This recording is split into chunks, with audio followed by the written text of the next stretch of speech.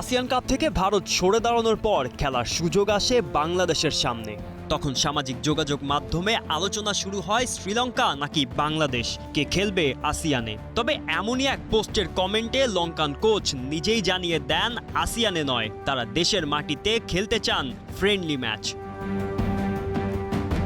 অদ্ভুতভাবে বাংলাদেশের coach Thomas ডুলির চিন্তাটাও শুরুতে ছিল অনেকটাই একই। বড় দলের বিপক্ষে বিদেশের মাটিতে ম্যাচ নয়, বরং নিজেদের মাঠেই খেলবে বাংলাদেশ। শুরুতে এমনটাই চেয়েছিলেন কোচ থমাস ডুলি। তার ভাবনায় ছিল ঘরের মাঠে সমর্থকদের সামনে ফ্রেন্ডলি খেলে জয়ের অভ্যাস তৈরি করাটাই হতে পারে সাফের আগে সাফল্যের প্রথম ধাপ।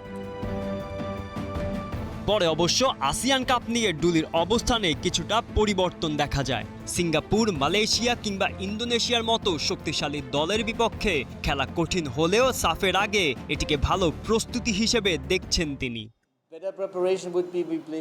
আরও ভালো প্রস্তুতি হবে যদি আমরা নিজেদের মাঠে ম্যাচ খেলতে পারি, এখানে সমর্থকদের পাশে পাই এবং তারা আমাদের সমর্থন করে।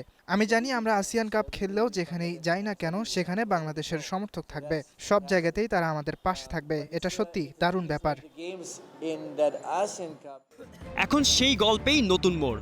গুঞ্জন উঠেছে ডুলি নাকি আর আসিয়ানে খেলতে চাইছেন না। বিষয়টি নিয়ে বাফুফের সভাপতিও দিয়েছেন ইঙ্গিত, আসিয়ানের বিকল্প নাকি আছে, তবে এই মুহূর্তে সেটি প্রকাশ করতে চান না তিনি। ফিফা যখন অফিশিয়ালি বাংলাদেশকে রেকগনাইজ করবে as a participant in the upcoming ASEAN series, তখন আমি এটা নিয়ে একটা বক্তব্য রাখতে পারবো। আপাতত আমি কিছু বলতে পারছি না। আমাদের প্ল্যানিংয়ে কিন্তু যেই আরও দুইটা প্ল্যান অল্টারনেটিভ আমাদের ছিল, সেগুলো এখনও রয়েছে সাসপেন্ডেড আকারে। আমরা ফাইনাল সিদ্ধান্ত ফিফা থেকে পাওয়ার পরেই সবার সাথে আমরা শেয়ার করতে পারবো। তাহলে প্রশ্নটা এখন আরও বড়, ডুলি কি সত্যিই চান না বাংলাদেশ আসিয়ান কাপে খেলুক, নাকি সাফের আগে দলের জন্য নিজের পছন্দের প্রস্তুতির পথটি বেছে নিতে চাইছেন? কারণ ডুলির মূল লক্ষ্য আসিয়ান নয়, বরং সাফ। 23 বছরের অপেক্ষা শেষ করে বাংলাদেশের হাতে ট্রফি তুলে দিতে চান তিনি।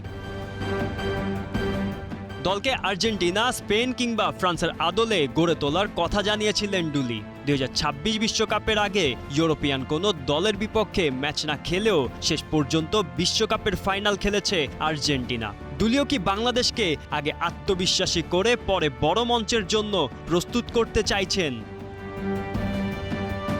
গোলাম মোর্শেদ, স্টার প্লে।